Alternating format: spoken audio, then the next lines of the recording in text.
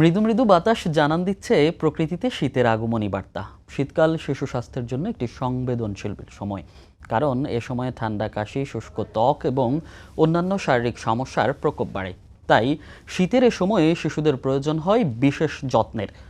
এই শীতে কেমন হবে শিশুর যত্ন? শিশুকে সুস্থ রাখতে কেমনই বা হবে শীতের আগাম প্রস্তুতি? সেসব নিয়ে আজকের বদ্যিবাড়ি বিষয় নির্ধারণ করেছি শীতে শিশুর আগাম প্রস্তুতি। আলোচনার জন্য স্টুডিওতে আছেন অধ্যাপক ডাক্তার সালাউদ্দিন মাহমুদ, নবজাতক ও শিশু রোগ বিশেষজ্ঞ। স্যার, আপনাকে স্বাগত বদ্যিবাড়িতে। কেমন আছেন? আলহামদুলিল্লাহ। এই যে শীতের আগাম প্রস্তুতি বলছি, সেক্ষেত্রে বলতে হয় রোগের বিষয়ে। এই শীতে কি ধরনের রোগ আসলে শিশুদের বাড়তি ঝুঁকিতে ফেলে? চমৎকার একটা প্রশ্ন করেছেন। আসলে বাচ্চাদের দুই রকমের রোগ আমরা বেশি পেয়ে থাকি এ সময়।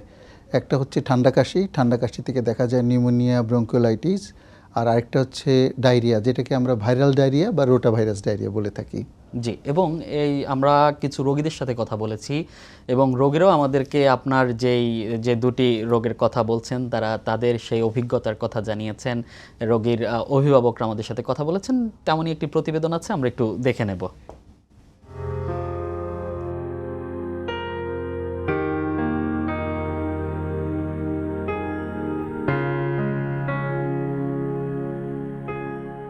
বয়স 18 মাস, খুসখুসে কাশিটা কন্টিনিউ থাকতো, ডাস্ট অ্যালার্জিটা ছিল।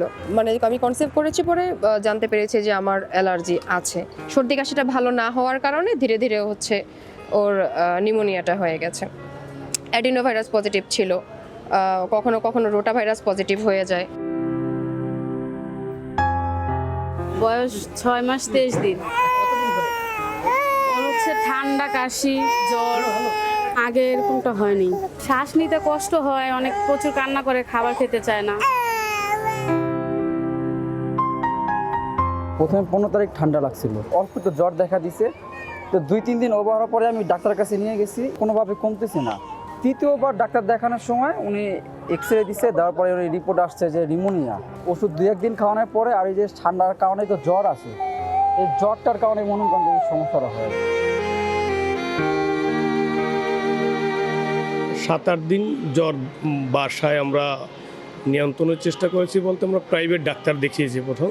এটা ধরা পড়ে যে এটা টাইফয়েড নিউমোনিয়া এই টাইপের। এরপরে আমি অ্যাডমিশন নিতে পারি। এখন বাচ্চা চিকিৎসাধীন অবস্থা আছে।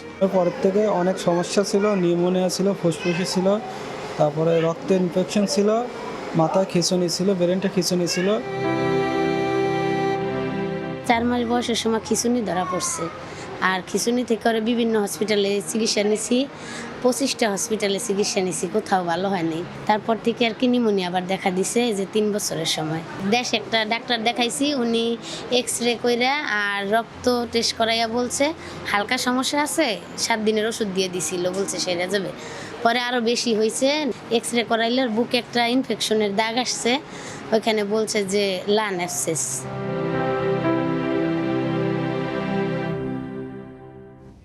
যেমনটা আসলে আমরা দেখছিলাম যে এই সমস্যাগুলো বাড়ার কারণ কি? আসলে ছোট থেকেই শুরু করি। একটা বাচ্চা জন্মের পরে আমরা সাধারণত 6 মাস পর্যন্ত শুধুমাত্র বুকের দুধ খাওয়ার কথা বলে থাকি। এখন শুধুমাত্র বুকের দুধ খাওয়ালে উপকার কোথায়? এই বুকের দুধে অসংখ্য রকম অ্যান্টিবডি আছে, যেটা আমাদের বিভিন্ন ভাইরাস ব্যাকটেরিয়া থেকে বাচ্চাদেরকে রক্ষা করে। আপনারা জানেন, নর্মাল একটা ভাইরাস ব্যাকটেরিয়া একটা বড় মানুষকে আক্রান্ত করতে যত না কষ্ট হয়, ছোট বাচ্চাকে এবং বয়স্ক মানুষদেরকে খুব সহজেই তাদের রোগ প্রতিরোধ ক্ষমতা কম হওয়ার কারণে ধরে ফেলে। তাহলে তাদেরকে রক্ষা করবে কে? মায়ের বুকের দুধে যথেষ্ট পরিমাণ অ্যান্টিবডি থাকায় এই ভাইরাস ব্যাকটেরিয়াগুলো অ্যাটাক করতে পারে না। এখন কোনো বাচ্চা যদি জন্মের পরে বুকের দুধ না খাইয়ে অন্যান্য যে বাজারে দুধ আছে সেগুলো খাওয়ানো হয়, অথবা গরুর দুধ খাওয়ানো হয়, অথবা বুকের দুধ খাচ্ছে, বুকের দুধের পাশাপাশি খাওয়ানো হচ্ছে, এতেও কিন্তু বাচ্চার এইসব ভাইরাস ব্যাকটেরিয়া আক্রান্ত হওয়ার সম্ভাবনা বেড়ে যায়। যে না শুধুমাত্র বুকের দুধ খাচ্ছে, তার থেকে অনেক বেশি খারাপ হয় যারা বাইরের খাবার খাচ্ছে। এটা একটা। আবার আসেন, নর্মালি বলা হয় যে 0 থেকে 3 মাসে 1.5 থেকে 2 ঘন্টা পর পর খাওয়ার নিয়ম। কিন্তু দেখা যাচ্ছে বাচ্চাটাকে ঘন ঘন, বাচ্চা একটু মোড়ামুড়ি করে, কান্নাকাটি করে, 20 মিনিট আধা ঘন্টা পর পরই দেওয়া হচ্ছে।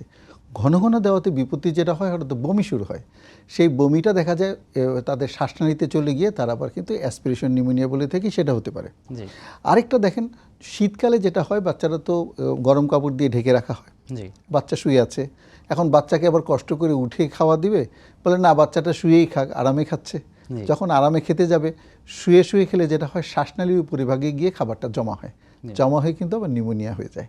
তো এই সমস্ত ক্ষেত্রে কিন্তু সবসময় মনে রাখতে হবে বাবা মাকে, বিশেষ করে মাকে তো মনেই রাখতে হবে যে কোলে বসে মাথা উঁচু করে খাওয়াতে হবে, কোনো অবস্থায় শুয়ে খাওয়ানো যাবে না, সেটা রাত 3টা হোক আর ভোর 5টা হোক। তাহলে খাবার মধ্যে পর্যাপ্ত গ্যাপ দেয়া এবং পাশাপাশি খাওয়ানোর যে পজিশনটা কোলে বসে মাথা উঁচু করে। এবার আসেন, এই সময়ে আমাদের খুব কমন একটা প্রশ্ন হয়ে থাকে গোসল। কতদিন পর পর আমরা গোসল দিতে পারবো? ঠান্ডা পড়েছে বা অল্প ঠান্ডা, বেশি ঠান্ডা। আমি বাবা মাকে বলে থাকি, দেখুন ওর যদি দেখেন মোটামুটি অল্প ঠান্ডা, আপনি প্রতিদিনই গোসল দিতে পারবেন। বাইরে যদি অল্প ঠান্ডা থাকে সেক্ষেত্রে 2 থেকে 3 মিনিট কুসুম কুসুম গরম পানি দিয়ে গোসল দিয়ে মাথায় পানিটা দিয়ে আপনি নিয়ে আসেন। মাথাটা উঁচু থাকবে যাতে কোনো অবস্থায় শ্বাসনালীতে পানি চলে না যায়। কিন্তু যদি খুব ঠান্ডা পড়ে যায় ডিসেম্বরের শেষ দিকটা, সেক্ষেত্রে আমরা বলে থাকি যে প্রতিদিন যদি গোসল নাও দেওয়া যায়, একদিন পর পর গোসল দিতে পারবেন এবং মাঝখানে যে একদিন বাকি থাকবে কুসুম কুসুম গরম পানি দিয়ে গাটা মুছিয়ে দেন। এই গোসলের ক্ষেত্রে এই যত্নটা কিন্তু খুব জরুরি। গোসলের সময়টা নিয়েও বিপত্তি। অনেকই মা আছে অনেক ব্যস্ত, অনেক কর্মজীবী মহিলা আছে, বাসায় অন্য কারো কাছে রেখে যায়, নানি দাদির কাছে থাকে, সেক্ষেত্রে কিন্তু ওদের গোসলটা ঠিক সময় মতো হয়ে ওঠে না। ওনারাও বাসায় ব্যস্ত থাকেন। আসলে একটু সকাল 11টা 12টা যে রোদের সময়টা, এই সময়টাই বাচ্চাকে গোসল দিলেই কিন্তু সবচেয়ে উত্তম। অনেক সময় অনেক কর্মজীবী মা সন্ধ্যা করে বাসায় ফিরে তারপরে দেখা যায় সারাদিন তাকে গোসল দেওয়ার কেউ নাই, ওই সময় গোসল দিলে কিন্তু আবার ঠান্ডা কাশিটা বেড়ে যেতে পারে। ধরেন ঠান্ডা কাশি হয়েই গেল, আপনি এত কিছু যত্ন নিলেন, তারপরে সাথে সাথে কিন্তু একজন শিশু বিশেষজ্ঞ বা বিশেষজ্ঞ ডাক্তার দেখানোটা খুব জরুরি। সেখানেও বিপত্তি। ঠান্ডা লাগলেই ওনারা যেটা করেন, আশেপাশে যে ফার্মেসি আছে সেখানে চলে যান, গিয়ে প্রথমেই 1-2 দিনে দেখা যায় একটা প্রথমেই অ্যান্টিবায়োটিক দিয়ে শুরু করেন এবং যেটা কোনোই হয়তো দরকার ছিল না। কিন্তু দেখা যায় যে বাচ্চার আননেসেসারি অ্যান্টিবায়োটিক বা অন্য কোনো ওষুধ খাওয়ানোর কারণে, যে মানে বিশেষজ্ঞ চিকিৎসক না দেখার কারণে ভুল চিকিৎসা হয় এবং ভুল চিকিৎসা হলেই ঠান্ডাটা বাড়তেই থাকে। এবং যখন পর্যন্ত ওনারা হাসপাতালে আসেন তখন বাচ্চার 3টা সিমটম খুব জরুরিভাবে দেখা দেয়। একটা হচ্ছে ঘন ঘন শ্বাস নেওয়া, বুকের খাঁচার ভিতরে বুকটা ডেবে যাওয়া এবং খাওয়াটা কমিয়ে দেওয়া। এই 3টা লক্ষণকে আমরা নিউমোনিয়ার প্রাথমিক লক্ষণ হিসেবে ধরে থাকি। তারপরে আমরা স্টেথো দিয়ে বুকটা দেখি ওখানে ক্রিপিটেশনস আছে কিনা, তারপরে আমরা একটা এক্সরে করে ওখানে কোনো অপাসিটিস থাকলে তখন আমরা এটাকে নিউমোনিয়া বলে থাকি। তেমন একটা গল্প মনে হয় আমরা শুনছিলাম যে একজন মা বলছিলেন প্রায় 25টি হাসপাতালে তিনি চিকিৎসা নিতে হয়েছে, সুস্থ হচ্ছিল না। এবং আরেকজন মা একদম শুরুর দিকে স্যার বলছিলেন যে ডাস্ট অ্যালার্জির কথা এবং ওই শিশুর সর্দি হচ্ছে, এবং তিনি আমাদেরকে যখন কথা বলেছেন তখন বলছিলেন যে ঘর থেকে বেরই করা যায় না। সেক্ষেত্রে তিনি তার একটি স্টোরি বলছিলেন, সেটা কোনো প্রভাব ফেলে কিনা? অ্যালার্জি তো খুবই মারাত্মক। সেই ক্ষেত্রেও দেখেন যে বাচ্চাটা শুধুমাত্র বুকের দুধ খাবে 6 মাস বয়স পর্যন্ত, সেই বাচ্চাটা কিন্তু এই অ্যান্টি অ্যালার্জিক এজেন্ট থাকাতে এই অ্যালার্জি দ্বারা এত আক্রান্ত হবে না। কিন্তু যদি সে দেখা যায় বাইরের খাবার খাচ্ছে, বাইরের দুধ খাচ্ছে, তখনই কিন্তু, বা গরুর দুধ খাচ্ছে, গরুর দুধে কিন্তু খুব বাজে একটা প্রোটিন আছে যেটার নাম আমরা বলে থাকি ক্যাসিন প্রোটিন। এই প্রোটিনটা বাচ্চাদের জন্য প্রচণ্ড অ্যালার্জিক। এই অ্যালার্জিক হওয়ার কারণে বাচ্চাদের দেখা যায় ঘন ঘন ঠান্ডা কাশি লেগেই থাকে। ইভেন প্রতি সপ্তাহে 2 সপ্তাহ পর পর ডাক্তারের কাছে আসার প্রয়োজন হয়। আর 6 মাস পরে যদি আমরা চলে যাই একটা বাচ্চা, তখন বাড়তি খাবার খাওয়ার প্রয়োজন হয়। এখানেও বিপত্তি। দেখেন, বাড়তি খাবার শুরুই করতে হবে আসলে 3 বার দুধ আর 3 বার বাড়তি খাবার দিয়ে, 3 থেকে 4 ঘন্টা পর পর খাওয়ার নিয়ম। আপনি পারিবারিক খাবার, আমাদের বাবা মারা বা দাদা নানিরা সবসময় পারিবারিক খাবার খাইয়ে আমাদেরকে মানুষ করেছেন। কি এক অদ্ভুত জিনিস আপনি দেখবেন এখন সমাজে, একটা অদ্ভুত ফর্মুলা, সেটা 2টা জায়গায় পাওয়া যায়। একটা হচ্ছে পাশের বাড়ির মহিলা আর একটা হচ্ছে ফেসবুক। সেই ফর্মুলায় হচ্ছে 2 প্রকার চাল, 2 প্রকার ডাল, তেল, তারপর বিভিন্ন রকম জিনিস মিশিয়ে, আবার গরুর দুধ মিশিয়ে এমন একটা মিক্সচার তৈরি করা হয় যে বাচ্চাটা প্রথম 10-12 দিন খেলে তো কোনোভাবে হজম করতে পারে, তারপরে শুরু হয় বমি আর পায়খানা। তো এই কারণে আমরা সবাইকে বলবো যে আপনি যদি পারিবারিক খাবারটা দেন, একটু নরম ভাত, নরম খিচুড়ি দেন, ওখানে একটু সবজি থাকবে, একটু নরম মাছ থাকবে, এটা যদি দিতে পারেন তাহলে কিন্তু আমার বাচ্চার এই রোগ প্রতিরোধ ক্ষমতাটা বেড়ে যায় এবং সেক্ষেত্রে ভাইরাস ব্যাকটেরিয়া সহজে ধরতে পারে না। রাদার দেন আপনি সিরিয়াল বেস খাবার বা অন্য বাইরের যে খাবারগুলো আছে এগুলো না দেওয়াটাই উত্তম।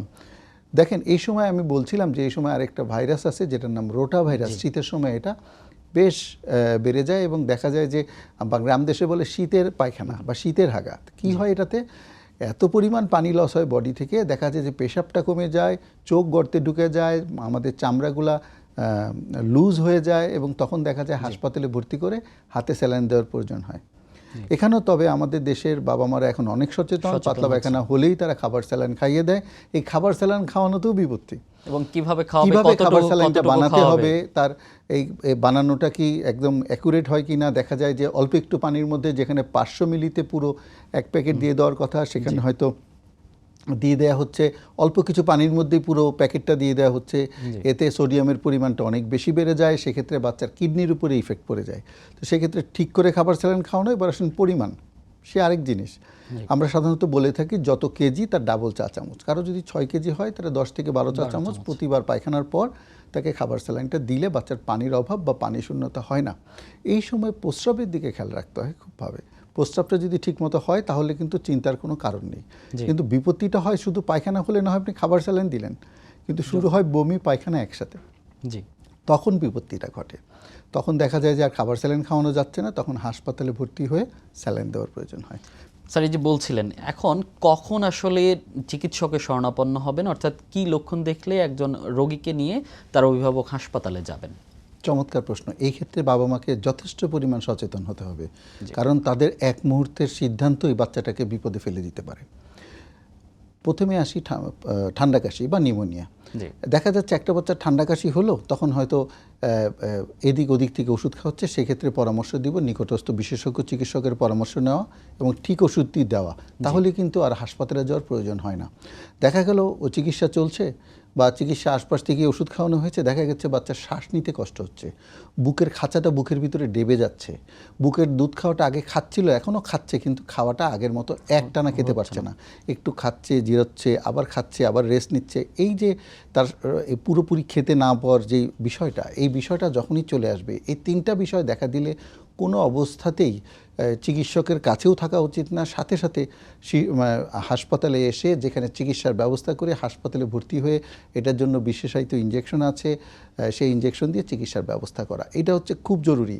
আমরা যেটা দেখতে পাই, তাদের হয়তো সবারই আসলে আমাদের অর্থনৈতিক অবস্থা এত ভালো নয়, সবাই বিশেষ করে গ্রামে সবাই চায় যে না এত দূরে আমরা হাসপাতালে আসবো না, আমরা বাসায় থেকেই চিকিৎসা করব। তখনও তারা দেখা যায় চিকিৎসককে চাপ দিতে থাকে যে না আপনি এখানেই একটু ভালো ইনজেকশন বা ভালো ওষুধ দিয়ে চিকিৎসা করুন। চিকিৎসক কিন্তু আসলে চিকিৎসকরা তখন চান না, চিকিৎসকরা তখন বলেন যে না আপনাকে হাসপাতালে যেতে হবে, এই অবস্থায় হাসপাতালে ভর্তি হতে হবে। তো এই একটা গেল ঠান্ডা কাশির ক্ষেত্রে। এবার আসেন পাতলা পায়খানা। পাতলা পায়খানার ক্ষেত্রে দেখা যায় যে রোটাভাইরাস ডায়রিয়ায় প্রথমে বমি দিয়ে শুরু হয়, আগে হয় বমিটা আস্তে আস্তে থেমে যায়, 24 থেকে 48 ঘন্টা পরে শুরু হয় পাতলা পায়খানা। আমি বলেছি যে এটাতে হিউজ পরিমাণ পানি বের হয়ে যায়, তাহলে আমাদের পানির অভাব হয় শরীরে, সেক্ষেত্রে খাবার স্যালাইন খেতে হবে। বাচ্চা খাবার স্যালাইন খাচ্ছে, বমি হচ্ছে, আমার তো পানির অভাব পূরণ হবে না, আমার বমির সাথেও পানি বের হচ্ছে, পায়খানার সাথেও পানি বের হচ্ছে। তাহলে কি হবে, এক সময় বাচ্চা পানি শূন্য হয়ে দুর্বল হয়ে মাথা নেতিয়ে পড়বে এবং তখন দুর্বল হয়ে হাসপাতালে যেতে হবে জরুরি ভিত্তিতে। যেতে যেতে দেখা যায় বাচ্চাটা খারাপ হয়ে যাবে। সেই ক্ষেত্রে বাবা মাকে আমার পরামর্শ থাকবে, বমি পায়খানার সময় আপনার বাচ্চার প্রস্রাবের দিকে খেয়াল রাখুন, প্রস্রাবটা হচ্ছে কিনা। 24 ঘন্টায় 7 থেকে 8 বার যদি প্রস্রাব হয় মোটামুটি চিন্তার কোনো কারণ নেই। কিন্তু যদি দেখা যায় প্রস্রাবের পরিমাণ কমে গিয়েছে, 6 থেকে 12 ঘন্টায় মাত্র 1 থেকে 2 বার প্রস্রাব হলো, বুঝতে হবে শরীরে পানির অভাব হয়েছে। এবং আপনি যে স্যালাইনটা খাওয়াচ্ছেন বা পানিটা খাওয়াচ্ছেন, এতে আপনার বাচ্চার বমি এবং পায়খানা দিয়ে যে পরিমাণ পানি বের হয়ে যাচ্ছে, এই পরিমাণ পানি পূরণ হচ্ছে না। সেক্ষেত্রে আমরা অবশ্যই বাচ্চাটাকে হাসপাতালে আনার প্রয়োজন হবে এবং চিকিৎসক দেখে তাকে ভর্তির ব্যবস্থা করবেন। স্যার এই যে আবার অনেকের প্রশ্ন আছে যে শীতে কেমন জামা কাপড় পরাতে হবে? আচ্ছা, শীতটা যদি আমরা ডিসেম্বরের দিকে ধরি সেটা একরকম খুব শীত, আর যদি এখন ধরি সিজন চেঞ্জ হয়ে শীতকাল আসছে, শুরু হচ্ছে মাত্র, সেটা একরকম প্রস্তুতি। আপনার মনে হতে পারে যখন খুব শীত তখনই মনে হয় খারাপ, আমি বলবো না। যখন টেম্পারেচার ভ্যারিয়েবিলিটি থাকবে, অর্থাৎ দিনের বেলা গরম আর রাতের বেলা ঠান্ডা, আমরা বড়রাই অনেক সময় সারা রাত শুয়ে যখন উঠি গলাটা মনে হয় বসে যায়, কিছুক্ষণ গরম পানিতে গার্গেল করার পরে গলাটা ঠিক হয়। একটা বাচ্চার কি অবস্থা হয় দেখুন, সে তো শোয়ার সময় হালকা করে ফ্যানটা ছাড়া বা ফ্যানটা একটু জোরে ছাড়া ছিল, ভোরের দিকে কিন্তু আমাদের শীত লাগা শুরু হয়। এই যে বাচ্চাটা সারা রাত ফ্যান ছাড়া থাকলো, এই ঠান্ডা লেগে তখন কিন্তু ঠান্ডা কাশি থেকে নিউমোনিয়া হতে পারে। আবার বিপত্তি দেখেন, ঠান্ডাটা যে আসতে সারবেন মাথার পিছনে পিঠে হাত দেন রাত্রেবেলা, রাত 12টা 1টা আপনার হাত ভিজে যাবে। তাহলে ঘেমেও আমার ঘাম বসে গিয়ে ঠান্ডা লেগে যায়। এই ক্ষেত্রে আমি মাদেরকে বলি শুকনা পাতলা সুতির কাপড় 10-12 টুকরা করে বিছানায় ছড়িয়ে রাখুন। আর যখনই আপনি ঘুম থেকে সজাগ হন বা 2 ঘন্টা 3 ঘন্টা পরে তো আপনাকে খাওয়াতে হয়, ওই তখনই আপনি শুকনা সুতির কাপড় দিয়ে মাথার পিছনটা, ঘাটটা, পিঠটা একটু মুছিয়ে দেন, তাহলে কিন্তু তার ঘামটা বসে গিয়ে ঠান্ডা লাগার প্রবণতাটা থাকবে না। 6 মাসের আগে আমরা অন্য কোনো খাবারের কথা বলছি না, শুধুমাত্র বুকের দুধ। কিন্তু 6 মাসের পর বা একটু বড় বাবুদের খাবার তালিকায় কোনো পরিবর্তন আনার দরকার আছে কিনা এই শীতে? একদমই পারিবারিক খাবার। তবে সবাই অনেকেই করে কি যে খাবার রান্না করে রাখে, সারাদিন ব্যস্ত কর্মজীবী মহিলা পারে না, জি। তখন ওই খাবারই রেখে দেওয়া হয়, আবার সেই খাবারই হয়তো গরম করে মাইক্রোওয়েভে দুপুরে বা বিকালের দিকে পরিবেশন করা হচ্ছে। এটা একদমই ঠিক না। এই সময় যে রোটাভাইরাস ডায়রিয়ার কথা আমরা বলেছি, সেটা কিন্তু ফুড পয়জনিং দিয়ে শুরু হয় এবং ওইখানে রেখে দিলে ভাইরাস ব্যাকটেরিয়া ওই খাবারে আক্রান্ত হওয়ার সম্ভাবনা থাকে এবং সেই খাবার খেলে তখন দেখা যায় বমি পায়খানা শুরু হয়। কাজেই শীতের সময় যে খাবারটা আমরা বলবো হোমমেড ফ্রেশলি প্রিপেয়ার্ড ফুড, যেটা মাত্র তৈরি করা হলো কুসুম কুসুম গরম, সেই খাবারটা নিরাপদ এবং সেই খাবারটা না রেখে দিয়ে যতটুকু খাবে বাকিটা মা খেয়ে ফেলবে। এবং আরেকটা জিনিস দেখছি স্যার, যে একবার যে অসুস্থ হচ্ছে বারবার এই শীতে অসুস্থ হচ্ছে, সেক্ষেত্রে আসলে করণীয় কি? সেক্ষেত্রে অবশ্যই চিকিৎসকের পরামর্শ নিতে হবে। বিভিন্ন কারণ আছে এটাতে। দেখা যায় যে আমি একটু ওকে বলেছিলাম আপনাকে, ওনাকে হয়তো বুকের দুধ যখন খাওয়ায় সবসময় শুয়ে খাওয়ায়, বসে খাওয়ানো হয় না। তাহলে শুয়ে খাওয়ালে আমি বলেছি যে শ্বাসনালীতে গিয়ে, শ্বাসনালীর উপরিভাগে গিয়ে দুধটা জমা হয়ে নিউমোনিয়া টেন্ডেন্সি বা ঠান্ডা কাশি টেন্ডেন্সি লেগেই থাকে। বলছে আমি ওর ঠান্ডা তো ভালোই হচ্ছে না, আমি একজনের পর একজন ডাক্তার দেখাচ্ছি, কিন্তু কেউ কিন্তু তার খাওয়ানোর পজিশন নিয়ে কথা বলছে না। সবাই কিন্তু তাকে ওষুধ দিচ্ছে, ভালো হচ্ছে না, আবার ওষুধ দিচ্ছে। তো এই সমস্ত ক্ষেত্রে বাচ্চা বড় করার ক্ষেত্রে আরেকটা জিনিস যেটা, হ্যাঁ শীতের সময় সবাই খুব গরম কাপড় পরায়, কিন্তু গরম কাপড় পরানোর ভিতরে যে তার ঘেমে যাচ্ছে বাচ্চাটা, সেদিকে খেয়াল রাখা হয় না। এই ঘাম বসে গিয়ে টেন্ডেন্সিটাও বেশি। এই জন্যে ফ্যান খুব জোরেও ছাড়া যাবে না, আবার একদম যে হালকা করে ছেড়ে রাখবেন সেটাও বাচ্চা ঘেমে যাচ্ছে। এদিকে বাবা মাকে সচেতন থাকতে হবে। আর উপরে ফ্যান ছেড়ে দিলে উপরে পাতলা একটা কাপড় রেখে দিতে হবে, এটা ডাইরেক্ট ফ্যানের বাতাসটা যেন না লাগে। জি, অসংখ্য ধন্যবাদ স্যার আপনাকে এবং আমাদের এই বদ্যিবাড়িতে আসার জন্য। আপনাকে অসংখ্য ধন্যবাদ। দর্শক, কথা বলেছি শিশুদের বিভিন্ন যত্ন নিয়ে এবং যে অগ্রিম প্রস্তুতি, সেই প্রস্তুতি নিয়ে। আশা করি আপনারাও বুঝেছেন এবং শিশুর যত্ন নিন, সুস্থ রাখুন। ততক্ষণ ভালো থাকুন, সুস্থ থাকুন আর সঙ্গে থাকুন সময়ের।